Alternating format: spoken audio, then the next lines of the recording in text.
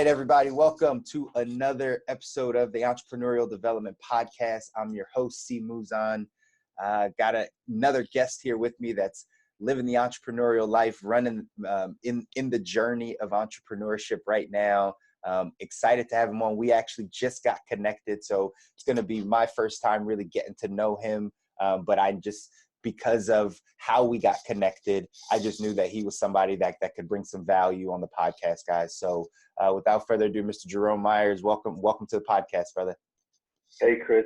Glad to be here, man. I really appreciate the opportunity to share with you guys today. Big fan of the show now that I've listened to a few episodes. Super excited about having the opportunity to share on your platform. Thanks so much, man. I appreciate it. And not everybody that comes on actually listens to it. So I appreciate you listening to it. Again, all we're trying to do is give value. And I know that you could be somebody that could bring some value because that's what it's about. In order to build community, in order to help another person get to that place they want to be, you got to have people that have done it or are actively going through it to guide them through. So I appreciate your support. But let's jump straight into it, man. Tell everyone, who is Jerome? Like, take me back, the origin story. You can go as far back as you want to, but take me back and tell me who you are. So I'll take it all the way back, man. So I'm the son of a soldier and a stay-at-home mom. My dad grew up in Moncks Corner, South Carolina. And then his teenage years, he grew up with his grandparents. And in his teenage years, his parents decided that they wanted to move to New York City. So he felt like he was ripped from his roots and heritage when he left from the country and went to the city. He was a pretty smart guy. He graduated at 16. He left and went into the military. And that's where he met my mom. They met over on the West Coast in Alaska. And, from there, they've just kind of been life partners. And they did that for a long time. I'm an only child.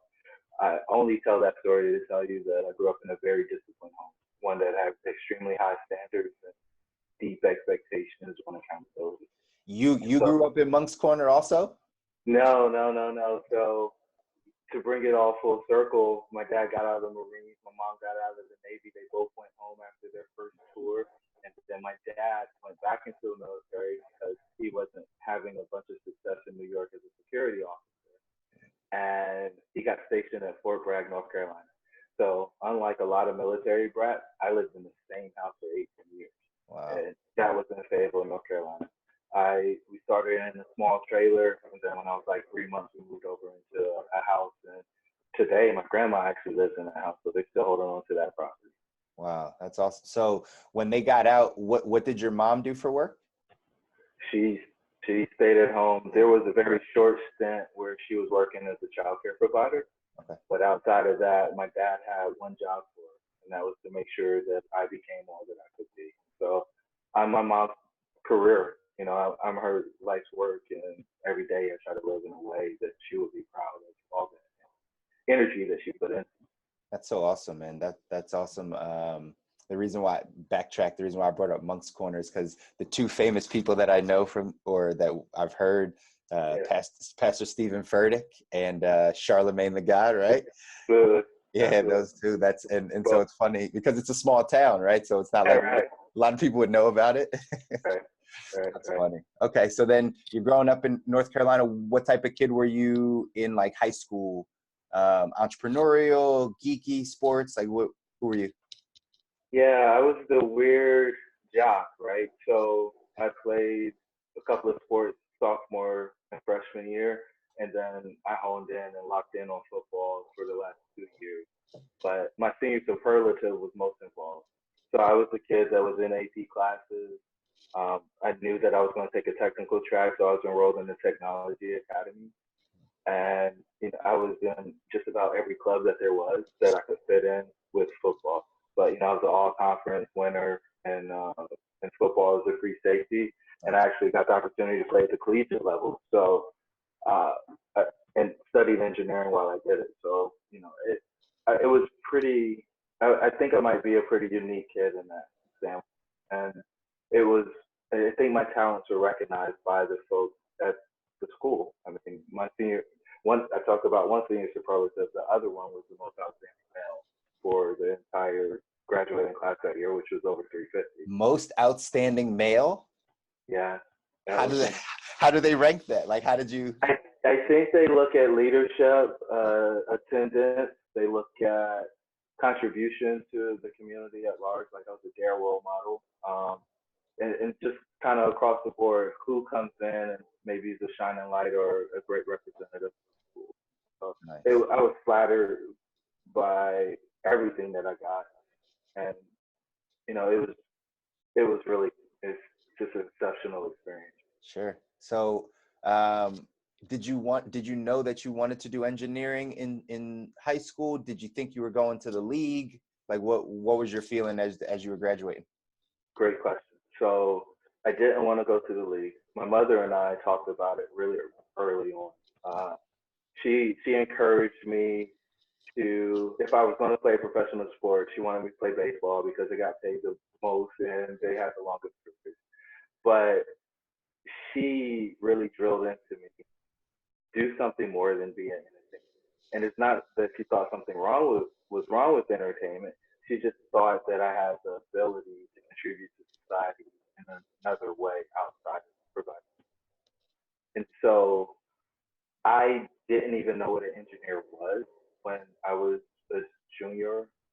I got my first exposure to engineering when I did kind of a job shadowing at the Fayetteville Department of Transportation.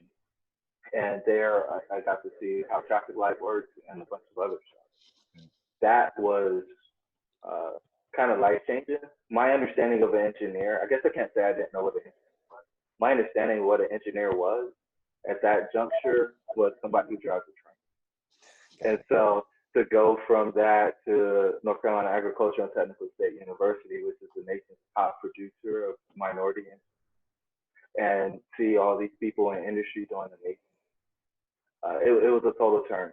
The thing that I was excited about is my kids was built. So I considered being a architect, but I went to architecture camp one year and they didn't make any money. And so I didn't grow up in the best neighborhood. Many of my friends were pretty big in the drug game. And so making a living was really important, right? I like things, I have some nice things, and I wanted to continue to do that. And so the three options that we have where I come from was go in the military, sell drugs, or go work at the plant. And we had a big tire plant in Fayetteville called Kelly Springfield, and a lot of people who did well they worked there. And so I kind of wanted to take a different path. Not kind of, I wanted to take a different path because I thought there were other things out there and impact that I could have on. And so I went to homecoming at A&T one year and I was locked in. I think I was in 8th grade. So I knew in 8th grade I wanted to go in A&T. I didn't know why or what I was going to study, but I knew that was the next step for me. So I only applied to A&T and one other school, believe it or not. Yeah. And that was only because that school was recruiting me for football. Gotcha. That's funny because that was pretty similar to me. I actually didn't. I thought I knew what I wanted to do when I went to college. I went to Johnson & Wales down in Miami.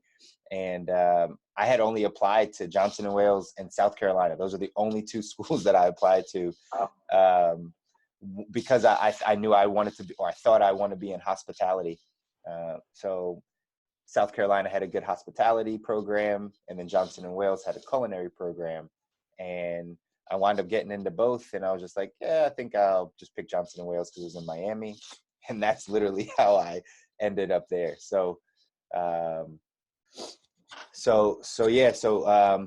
obviously, like, that's how I made my decision going to college, was basically just picking the city that had the nicest weather. But that being said, man, you get to college. Now you're in the engineering program. What are you think? And you're playing football, right? You're playing football at the time. What are you thinking are the next steps? Are you really ambitious about like doing the next thing, or are you just kind of living the college life? No. So, I mean, I was locked in. I was in the honors program. I was doing a number of different clubs and activities associated with the professional societies for civil engineering, serving in leadership capacities for honor societies. And so, my life was wake up at 4:30, get the workout in, come back, have breakfast, get to the 8 o'clock class because I had to get all my classes done before 2, then go to practice, eat somewhere in between there, go to practice till 6:30, then hit the books till midnight, get up, do it again. Like that was my college experience for the 4 years. I was a 4-year player. Um, and the engineering didn't stop. They didn't care that we were traveling. They didn't care that we had basically a 40-hour-a-week job in addition to the classes. And I didn't even mention, like, I had a few jobs too, like on campus, trying to make a little extra money. And so my whole thing was I was able to get some money. I had a couple of 4 rides actually, but I didn't want to have to ask my parents for anything. They bought me a car when I graduated, or they bought me a car while I was in school. Then I got another one at graduation that was a lot nicer. And I didn't want to go back and ask them for anything. So I think throughout my whole college experience, I asked them for $1,000, and that was the first Christmas because I didn't manage my money well in the first semester, and I needed to pay rent for December and January.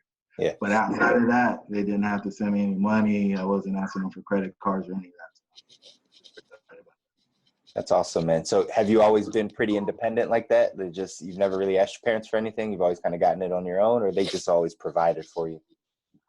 No, my mom taught me early on that if you do what you're supposed to do, you'll get rewarded for it. And so, like one of our things was if you get straight A's, you'll get $100, or you get a new pair of shoes, or you'll get an outfit you want, whatever it is. And the other thing I think that she did was she didn't make me wait for holidays in order to realize the things I wanted to realize. As long as I was doing the things I was supposed to do, kind of my world was limitless. And so I don't feel like I asked for a ton, but if there was something that I wanted, they didn't really ever give me a hard time about giving it to me because I wasn't causing, issues for them. They didn't have to worry about whether or not I was going to do my homework or if I was cutting class. And self-regulation is something that's probably been pretty descriptive for the person that I am. I don't really enjoy people coming and telling me, hey, you need to do this or you need to do that. I like the thought of people just being happy with me being in my existence. Sure.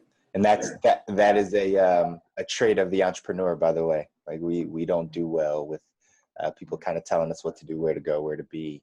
We can figure it out ourselves. Like we have enough discipline and self-awareness to know how to get things done ourselves. So after college, graduate college, what was the path? What did you start doing?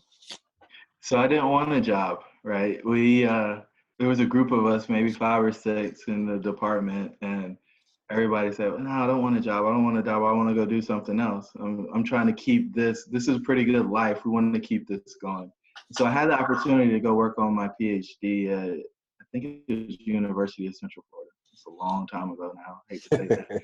But yeah, I had the opportunity to do that. And then I also had the opportunity to take a full-time position. When I started thinking about wealth building, I decided that the right answer for me at that point was to go start my career. It was an opportunity to make over $50,000 a year. They had a signing bonus. And so I committed to go do that. And I was able, this was 2005, so I was able to get a home and close on that home before I even started my first day at work. I was fortunate enough not to have any college or student loans. And so it put me in a position that a lot of my peers weren't in. But that's what started me on the real estate journey. And also, I was able to start a career in engineering, which allowed me to apply the skills that I'd learned over the past 4 years. And even though I knew in my sophomore year that I wasn't going to be a career engineer, it was still allowing me to get some return on the investment that I made in, going through that path or matriculating through, that tough coursework and having those long days for so long. Yeah, got it. So your first move into real estate was just buying your own personal home, or was it an investment property right off the bat? No, I bought my single family home, personal residence. I felt like that was the way to go. I thought that was the way to wealth. 15 or 17 years later, however long it's been, that wasn't the best answer, but it forced a couple of things. It forced me to start building equity. It forced me to think about ownership and understand what it is to be an owner. And those are things that I don't know how you get them without actually doing it. So what was your experience like early off, like first house? What was your experience Mhm. like being an owner and fixing things and all of it being in your name? Like, what was that about? Yeah, I mean, so it was cool, right? It was a new construction home. It was on 4.25 acres. We had a little pond in the back. Some of the stuff was left undone. So I got my first experience with contractors. But the thing that I think was most impactful was almost a month to the day after I closed on my house, I was in a head-on collision that put me out of work for 3 months. I was in ICU for 3 or 4 days. I was in the hospital for about a week. And then when I got back home, um, you know, I, I didn't know anything about disability insurance. I didn't know anything about the fact that the bills keep coming, even though you might not have income. And so it was a shock to the system. Fortunately, I was working for an amazing company at the time. And I also had an understanding manager. And the way that I came in, you get all of your vacation days day one when you walk in. The second thing is they give you disability insurance without you paying for it at all. So there wasn't a point where when I was going through my recovery, that I ever worried about losing my home because I didn't have income. I had spent everything that I had to close the house. And so I wasn't in the appropriate financial position in order to be a homeowner, because it does take cash to take care of the unforeseen. Mhm. But because of the position that I had with that company, I was taken care of. And I am deeply appreciative for that, because I didn't know what I didn't know. And it could have been a tragedy. And yeah, my parents were a backstop and they would have paid my mortgage until I got back to the place where I could have worked. But they didn't have to do that. And so again, being in a position of independence and being self-sustaining is important, has been important for me.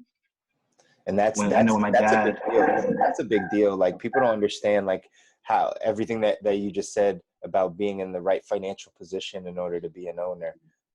That's a lesson obviously you had to go through. I feel like a lot of people are going to have to go through that lesson because they don't listen. And this is what I do from my day to day. My business side is I'm in finance and I help people understand and get ahead financially. And that's the number one thing I've been talking to people about, because everyone's in a rush to buy a home and be an owner right now, but they don't have the foundation financially to make sure that they don't get themselves in a tough situation in the event they can't work or they have an income disruption or something of that nature. Those are real scenarios, and people don't see that because they're blinded by this.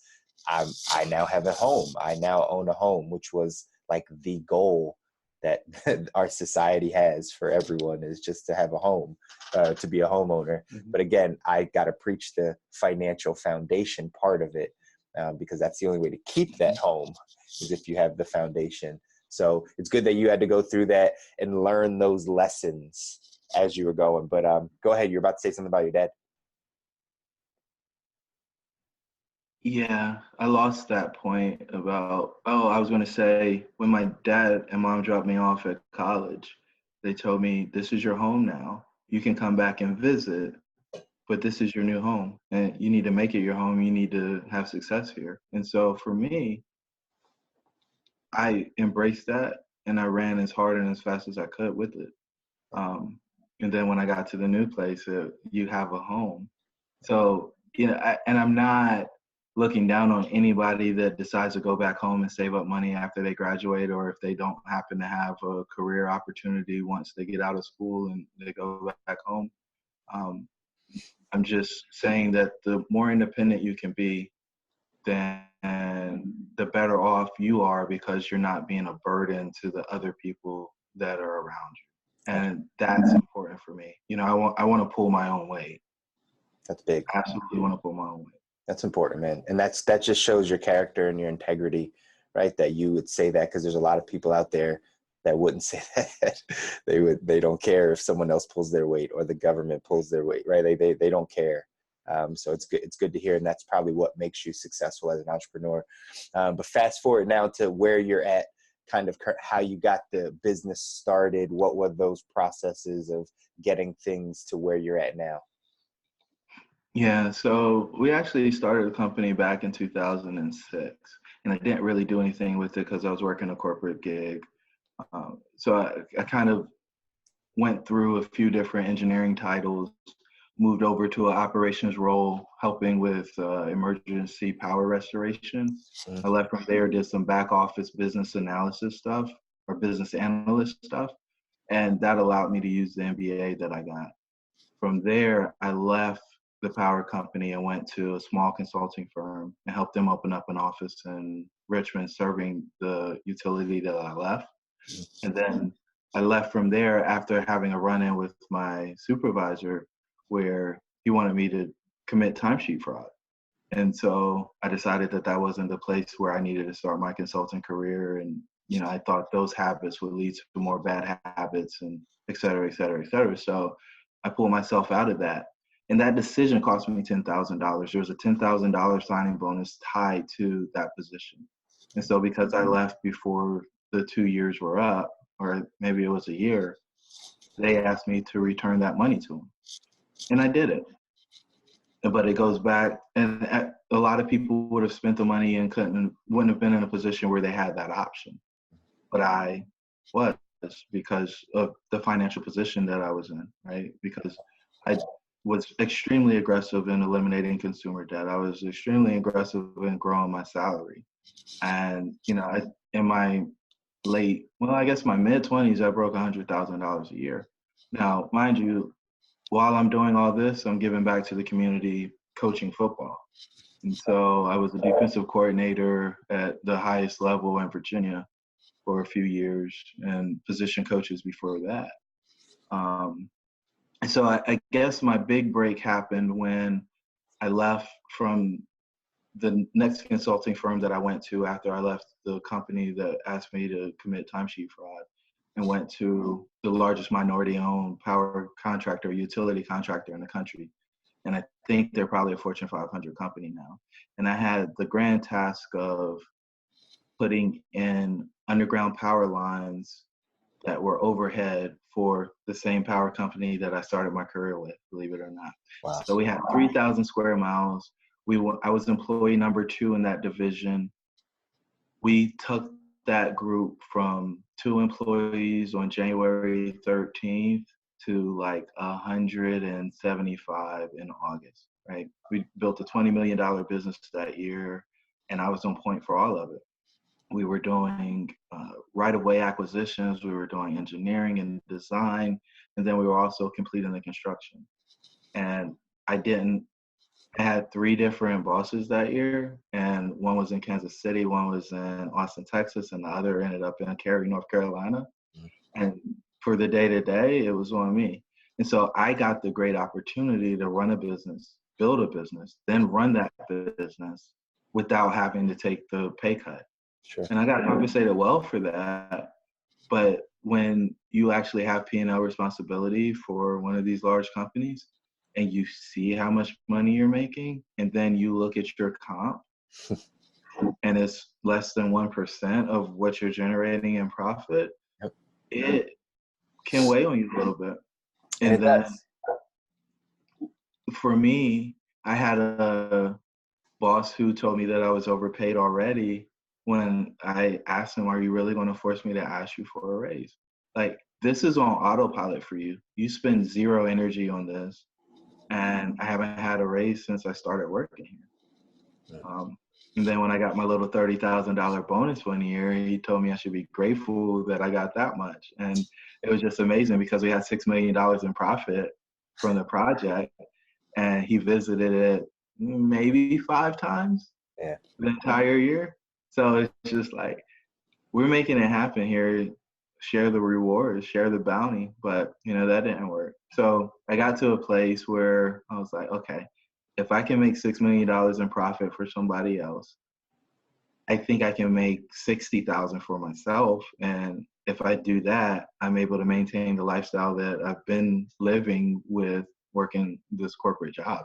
Because after I pay all the taxes and pay all the benefits and all the other stuff, I mean, that's literally what my 6-figure salary was coming back to. Yep.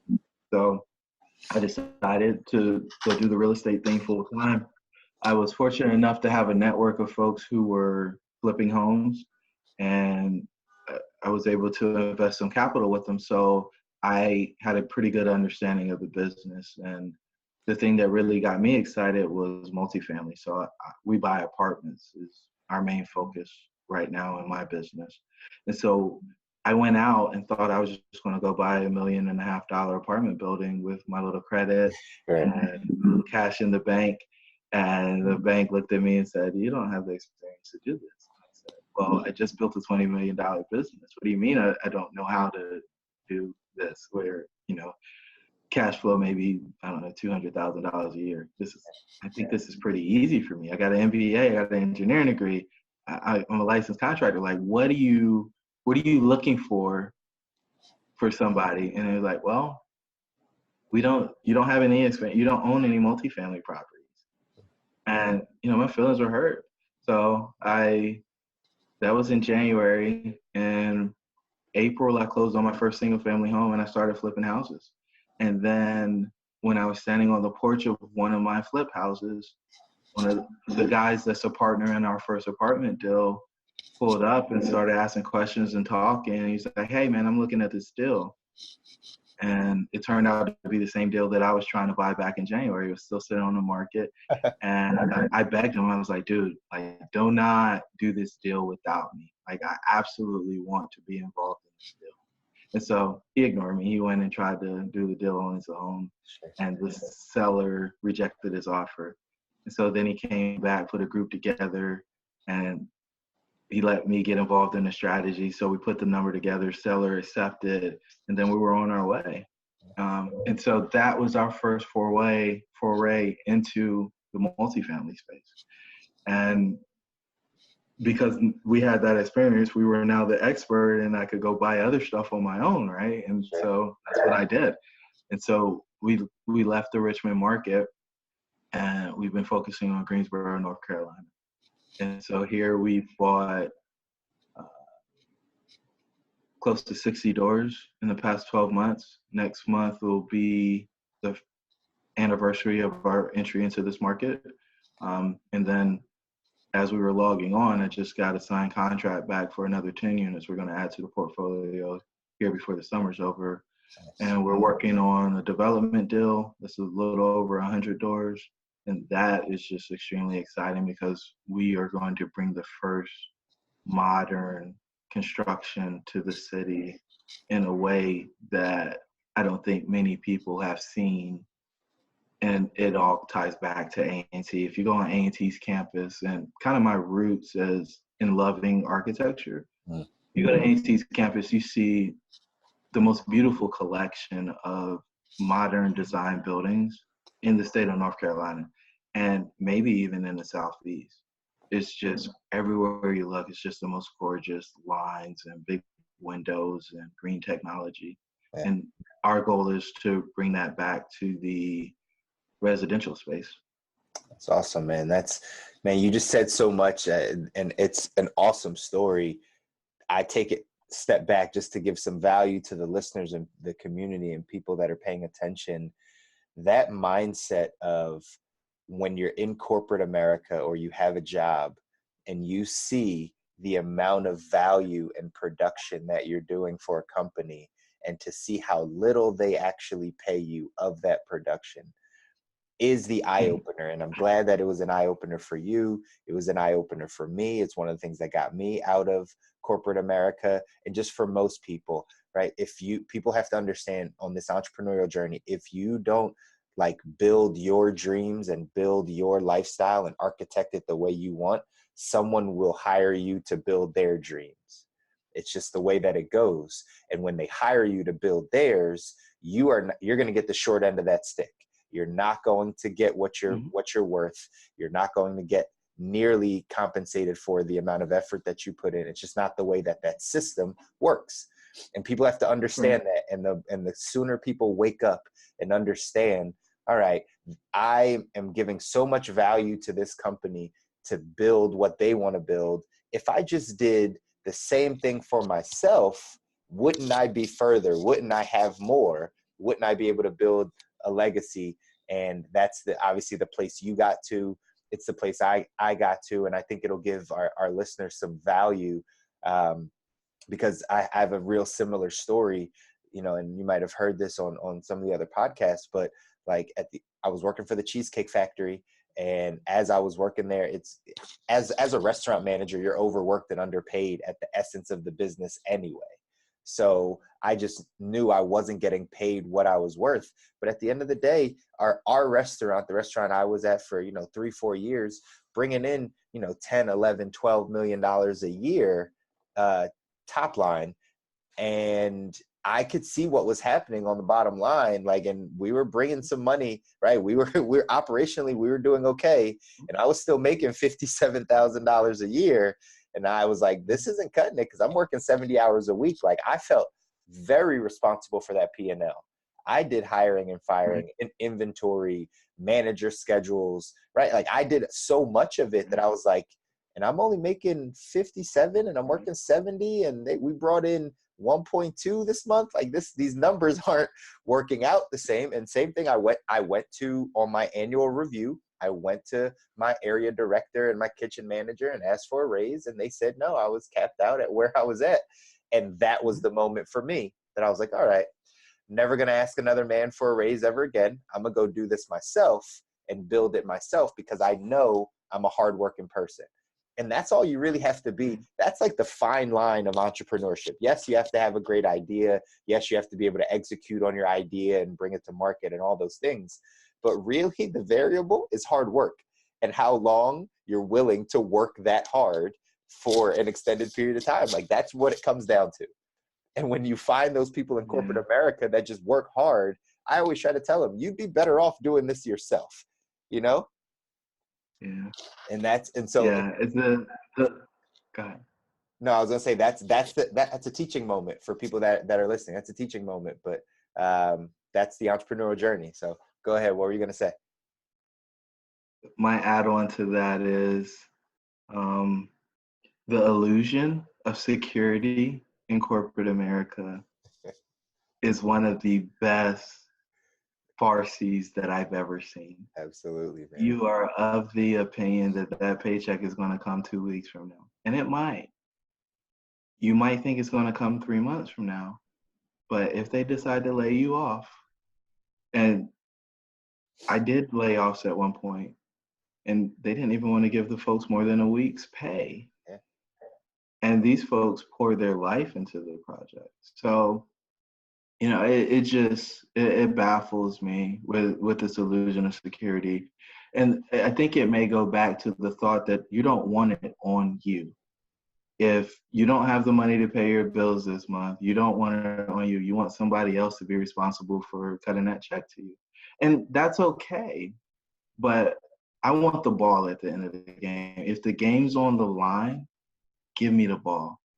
Because if anybody's going to do everything that they absolutely can in order to make sure that we score and win this game, it's me. I don't know anybody else. I don't even know if I want to give anybody else the opportunity to do it. Absolutely. Let me do it. So not everybody's a number one. And that's number one trait right there, because I feel the same way. And again, probably because both of us, so I didn't even tell you, I played college basketball. So we both have that sports background, and that has a lot to do with our success or moving forward in entrepreneurship, because same thing, I bet on myself. Like if things are, whether they're good or whether they're horrible, like I'll take the blame. Like it'll be on me. At the end of the day, we get one life. And if we allow other people to dictate our life, it always turns out with regrets. And I'd rather just die on my own Right. sword, if I'm right or if I'm wrong. Like, Right. at least I did what I Right. knew I was going to do, or I thought could work. And then we're just going to continue to get it. So like, that's a different mindset. And I hope people that are listening are picking that up. That is a mindset trait of entrepreneurs. And that's why on social, you guys will see me put hashtag employee mindset versus entrepreneur mindset, right? These are different ways to think. And you have to be able to get into this mindset in order to be successful at it. And that was definitely one of those points. It's that breaking point of understanding corporate America. Talk about security too. I give this message to a lot of people that there's no such thing as security when left in another man's hands. Right? If you are getting a handout, and I don't want to bash, because I get a lot of pushback, Jerome. Like, a lot of people push back on me when I go really hard at entrepreneurship and kind of talk about the parallels of employees and entrepreneurs. And I'm not saying that everyone's cut out to be an entrepreneur. I just, no one's cut out to do everything. But the people that are cut out to be entrepreneurs, though, we're the ones that look at that corporate structure and realize that there's no security, there's just no security in it on both sides, whether you're super entry level and your position just isn't really important, so you could get laid off at any moment. And what people don't think about is the reverse side of that, which is when you climb too high for those people that are ambitious. Right. So like one of the guys, and I've always gotten mentorship and people that have, spoken into my life. I had a gentleman that I was in business with, that he was one of the top execs at Coca-Cola. He was like the senior VP of sales. Like, he had a real high position, yet he left it. By the time I had met him, he had left Coca-Cola to be in real estate and also be in finance. And he was just entrepreneur doing his own thing. And I would ask him, I was like, hey man, like, why did you leave? And he gave a great analogy, great story, where he was like, Chris, listen, I would, the higher up you climb in corporate America, for those of us that are ambitious, we just start to notice that there's more of a target on your back the higher up you go. So as you're climbing through the ranks, and he was like, I saw it. I was climbing the ranks. I was getting all these promotions. A lot of companies were trying to recruit me. As I kept getting higher up the ladder, I was sitting on this side of the table. And every year I would always be the one giving raises, laying people off, bonuses, doing all that. And he was like, I fired so many people and laid off so many people that I knew at a certain point in time, I would be on the other side of that table. He was like, at a certain point, I knew I was making too much money. When you're making $300,000 on a corporate's P&L, and they look at that number, not you, they look at that number that they're paying you, and then they see that the person that has been coming up the ranks could take $60,000 less and do your job, it's just numbers. They're going to be like, hey, you no longer have a position, because we're going to bring up this person because we can pay them 60 grand less to take 60 grand off of our P&L. And that's going to help.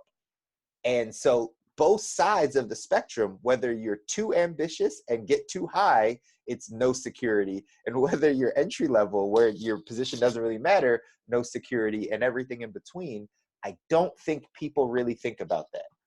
And I try to have that conversation with a lot of people, man, because that's a big deal.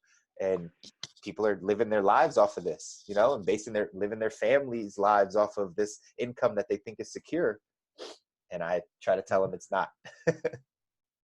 It is absolutely not. And the funniest part of it all is I had this kind of conversation with myself, and I thought about Icarus, right? Don't get too close to the sun because your wings will burn off. And if you're made to fly, how do you not fly to the highest peaks that you can get to? How do you not do that? How do you pull yourself back because you're scared that the glue on your wings is going to be melted and you're going to fall from grace? Right. And I also use the metaphor of you're walking on a tightrope, and the higher you get, the less net you have. And it's okay as long as you have a financial position where if something happens, you can absorb it instead of letting it be a catastrophe. It's just kind of an inconvenience. But so many people that make six figures are living check to check, buried in debt, and don't I mean, they're no different than a person who doesn't make more than maybe $20,000 a year, because if that next check doesn't show up, they're They're both, 1 month away from being on the street if they're both renting. They're 3 months away if they have a home. that's right. They're both in the same position. People don't get it. They're both in the same position. It's not about how much money you make. It's about how much you keep. At the end of the day, if you make $1 million and spend $1 million, you're still broke. Right? Mm-hmm. So like, Yeah, absolutely. Absolutely. You're not building a net worth. And net worth is, it's everything, man. If you're not adding assets to that net worth, you're going to struggle in a very real way at some point.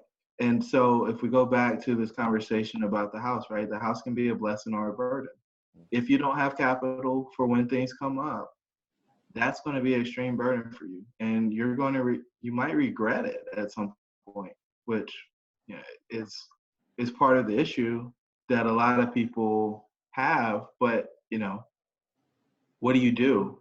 Do we tell people not to pursue those things that make them happy? And I guess the better way to describe this, and I apologize because I'm kind of jumping around, but I just thought about one of my favorite Jay-Z interviews where he says, stop emulating the end result and emulate the process, right? Emulate the process of getting yourself financially fit, whatever that is. People let the student loans just hang around, and then they act like it isn't something that's going to hold them back. sure. You know, if you can handle the solve that financial issue that everybody has of paying your bills, you can become free to work on the things that you're most passionate about. And for me, I think everybody should be working in their passion. And so this apartment business that we're growing, we're looking to create wealth for those who have gotten to a place where they have capital to invest. We make them partners in the deal. We create a new company for each property or address that we own. And it gives them opportunity to generate cash flow that's not tied to the stock market, that may or may not be in their retirement portfolio. And we're on a mission to free 100 people from work they're not passionate about. You know, the traditional system for retirement is save as much as you can, usually it's around $1 million, maybe a little bit more, and then live off of 4 or 5% each year. Mm-hmm. You got to wait until you're 60 to pull that money out without fees. Mm-hmm. And I know that number's not exact, but it's about there. Mm-hmm. So what if you can start creating cash flow today and continue to build on that cash flow? And so maybe when you're in your 30s or 40s, you have enough cash flow that it covers your bills. And now you're able to walk out of that job that you're going to just because it's paying you a nice salary. Sure. Without having to worry about if your ideal works, right? Because anybody who wants to be an entrepreneur but isn't, they aren't doing it because they don't know if their idea is going to work and they're going to be able to withstand the discomfort that comes with not having income coming. They're fearful. They're fearful. That's what stops everyone. And people try to give me pushback on that too. And I'm like, no, you're just scared. Like you're just, and it's okay. Exactly. It's okay. It's okay to be scared. It's all right. I'm scared. I'm scared right now. Right? Me I'm too. scared right now. I'm trying to build a $10 million apartment complex. Yeah. I've never done it before. I'm terrified. But give me the ball. That's it. If it's going to happen, give me the ball and let me do my thing. That's it. And if you're there cheering for me, great. If you're not cheering for me, great. But we're still going to do everything that we can to get it done. That's right? It. And it's okay to be fearful. It's natural. What's not okay is not letting the fear stop you. Right? It's paralyzing. We have, I don't know, 10,000-year-old operating software in our head. There's no more saber-toothed tigers out there, right? Where you're in this fight or flight and you go to your primal state where you don't even take the time to respond to what's happening. You just spend your time reacting. Yeah. Like the brain just wants to keep you safe. It wants to avoid pain and keep you safe. Yeah. But what if you push against that and really begin to understand what you can do? That's exactly what it's about. That's exactly what it's about. And that's it, is that, would you say that that's your purpose? Like, have you found it? Have you found your purpose? Are you walking in it? Are you figuring it out? Yeah, so I think everybody has a gift. And my gift is the gift of guide. So I'm able to help people who know what they want walk through the process of understanding why they want what they want, and then help them craft a strategy to execute and get to what they want. And in the execution, I'm pretty good about holding people accountable to the things that they say they want to do. And through my Six Sigma training, I've gotten away from looking at the end result and honed in on the inputs to the process. The inputs produce the outputs. And so if we can tighten up the inputs, then the output is completely predictable. And it's what you talked about with the hard work, right? Some people decide that, hey, I want to do this, but I'm only willing to put in 10 hours a week on it. Right. When the reality that the price for admission to that carnival that they're trying to get to requires 40 hours a week. And so are you really willing to pay the price? And that, I think, is one thing that I'm also pretty good at, is helping people figure out if they really want something. And if they do, are they willing to make the sacrifices necessary in order to do that? Yeah. I've got a friend, a really good friend, who I look up to in so many different ways. This dude has never made $100,000 a year, but he's invested over $100,000 in apartments without, and that's, he's not, I think he's 36 this year, and he didn't even start making in the 80s until maybe 3 or 4 years ago. Wow. But he got super strategic and intentional on eliminating debt. And I mean, the game is called Kill Debt. And he has a saying that goes something along the lines of, do you really want to win, or do you just want to look good losing? And I think that is the veil for the US. We've got people looking good, losing. That's good. Losing. That's good. Because that's every. And so, There's so is it authentic? There's so many people like that really would, they would prefer, I think, to look good losing. Like, there's a lot of people losing out there, and they just want to look good to everyone else, and know internally that they're losing, but they just want to look good. That is so spot on, man. That's so spot on. The mirror test, right? Is it authentic? When you look yourself in the mirror, are you truly being the best person? Are you a genuine? If they pulled your tag out your shirt, if you're a shirt and they pull it out, are you the real deal? And if you're not, why are you okay being a fraud?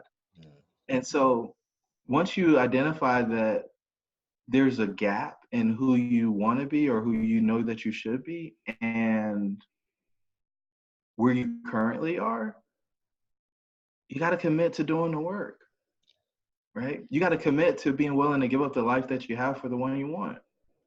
And if you're not, then you won't be there, but you'll be lying to yourself. And being honest with yourself, I think, is probably the most important thing that we have to do as people, because we can be delusional about our situation, right? And we can justify things that don't make any sense because we just want to stay in the space that we're in.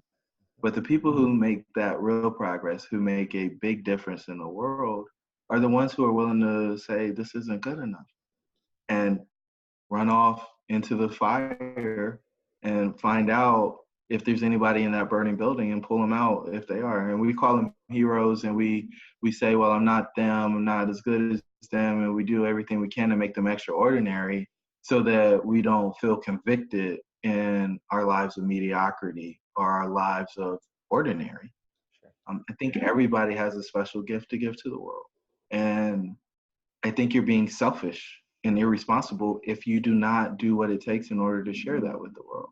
And so, you know, we're on this quest to buy 1,000 apartment doors and help 100 people get financial freedom through apartment ownership. And I think we'll surpass those goals, but that's the mission that we're walking in. I laughingly joke and call myself Harry Tubman, and we've got an underground railroad out of dispassionate work. And if you've done the things that you need to do in order to participate, we're here for you. But we've got a podcast too, and we've got a network that we have called Dreamcatchers. And in Dreamcatchers, we help people do what I described with knowing what they want, knowing why they want it, and helping them with the how. And that network is amazing. I'm surrounded with people who I dropped a message in a group chat and I have people commit $30,000 in a matter of 10 or 15 minutes. Wow. Like this is, for me, it's a game changer. And one of my intentions for 2019 is to spend time with more multimillionaires, because what we're doing, in order for it to go at the level that we need for it to go, we need to have those folks with deeper pockets influencing some of the decisions we're making. We're not exclusionary by any stretch, but we are clear about what it takes in order to get things done. And by the time we spend begging folks who are not engaged or interested in the same things that we're doing, we've wasted that resource when it could have been applied to somebody who is already there, and we're not trying to educate them and explain to them what we're doing. And I'm sure that you run into that with your financial services businesses. The education piece at times can be exhausting, and you got to figure out a way to be efficient in that, because there is extreme value in helping people understand. And what a lot of people do, because one of our coaching clients is actually an insurance rep, and he does holistic financial planning, but his primary business is insurance.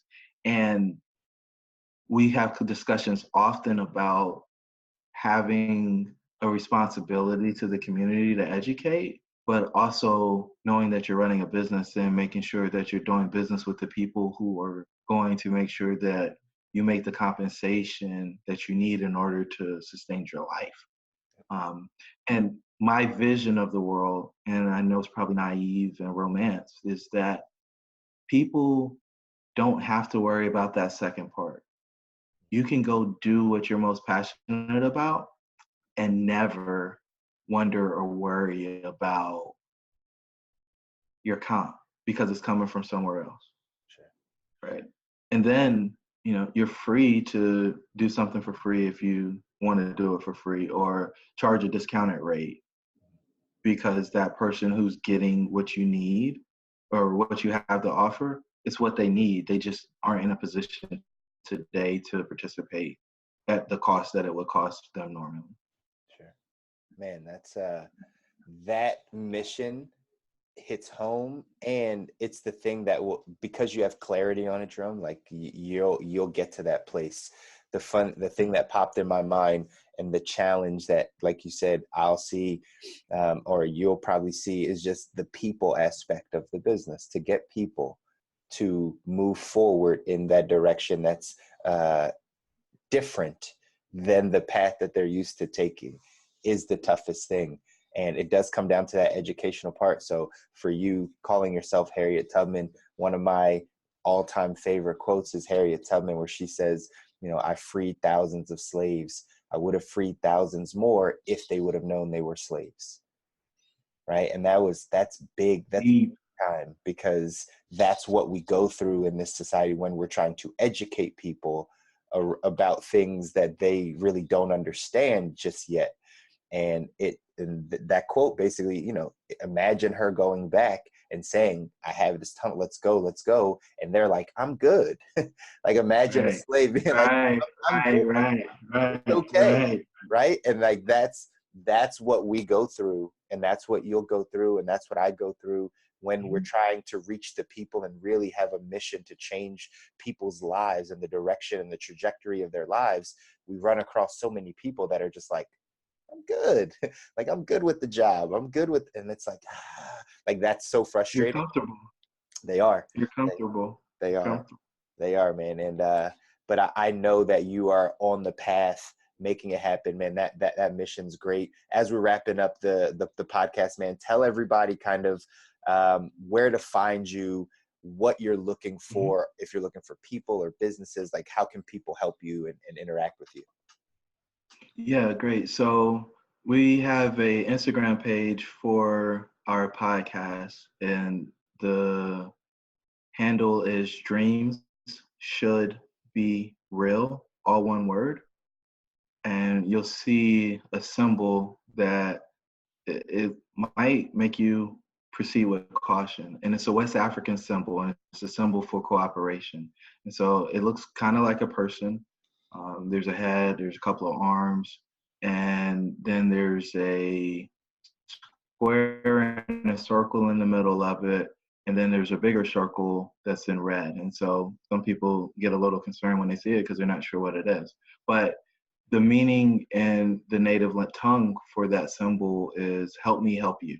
And so what I'm looking for is collaboration. If people are stuck and they're tired of being stuck and they need somebody to help them make that transition, that's what I do.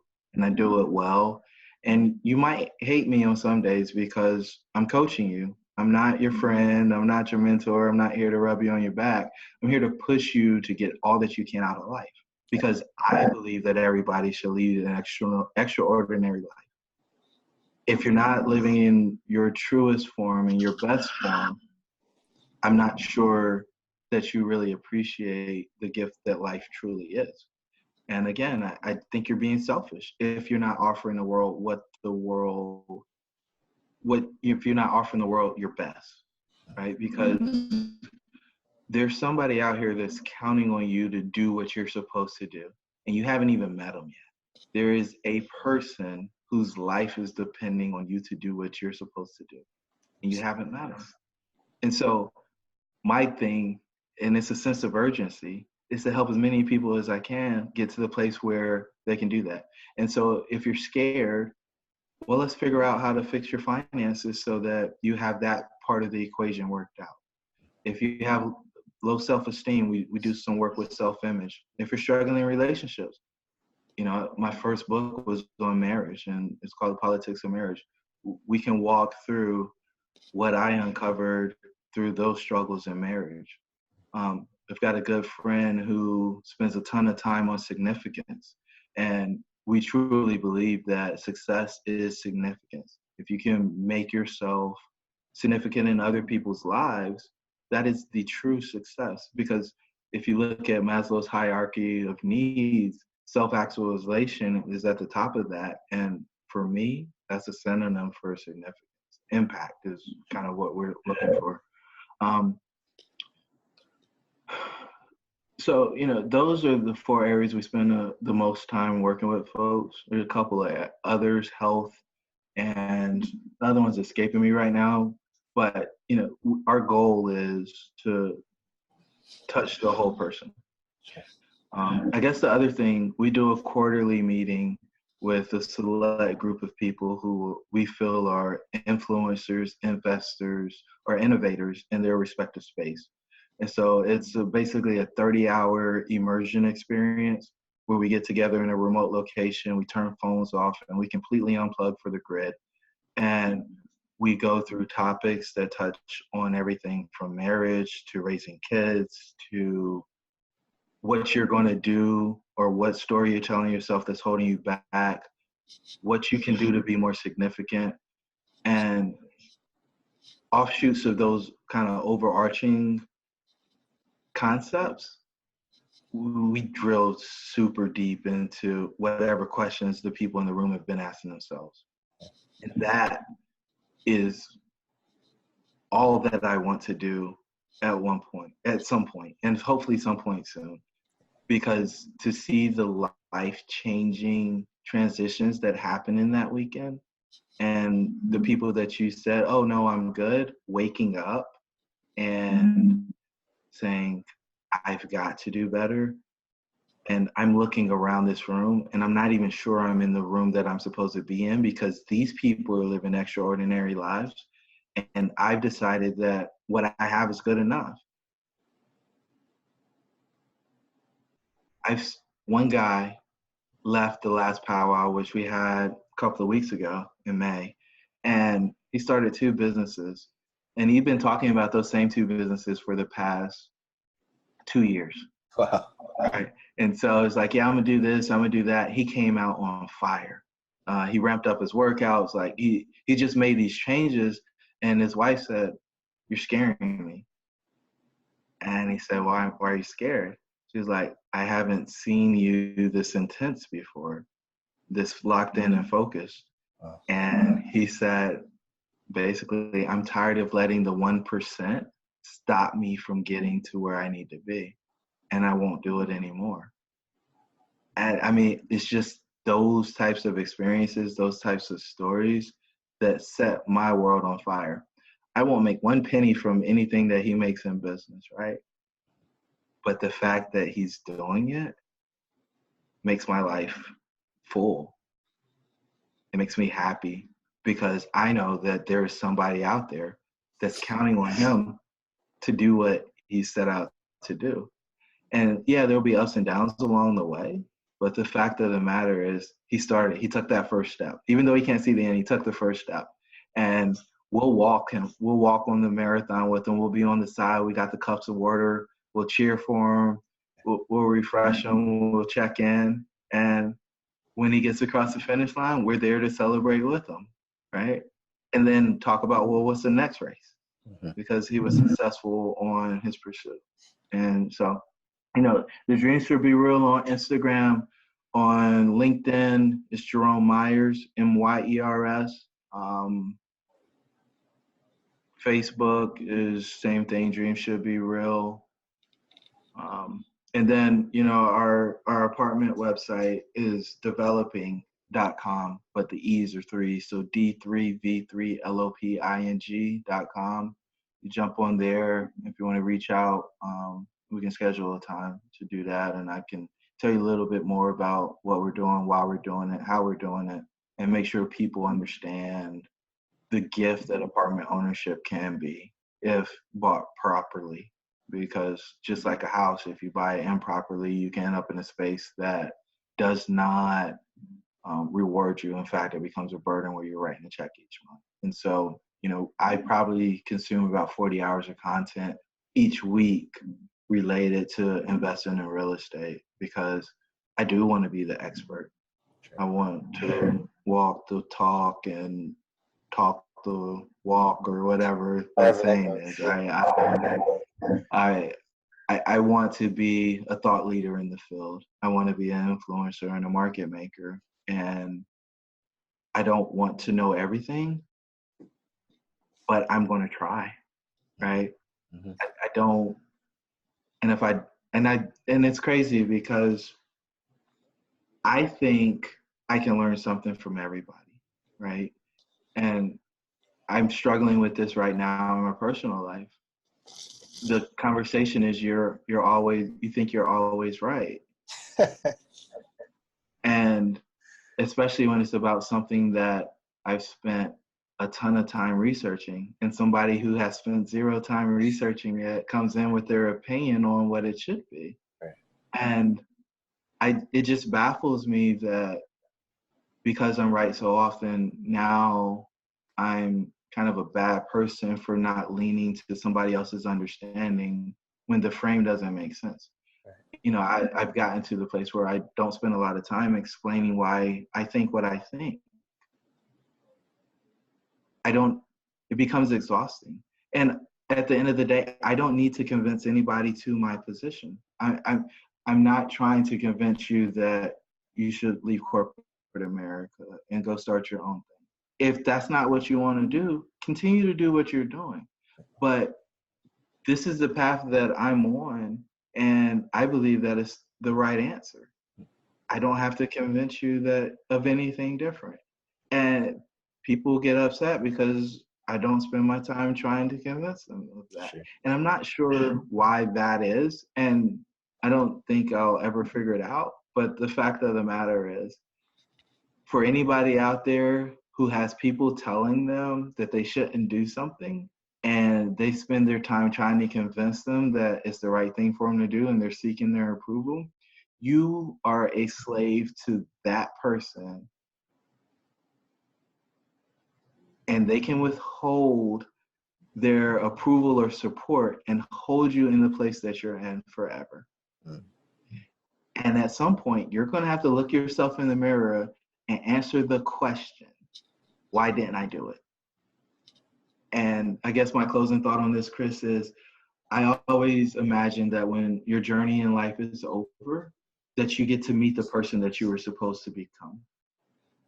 And if you didn't live the life that you were supposed to live, how disappointing would it be to meet that person and realize that you cheated the world and yourself of a life that you saw because you had a dream, but you let that dream go by the wayside for the sake of security and conformity to the programming that we're subjected to on a daily basis.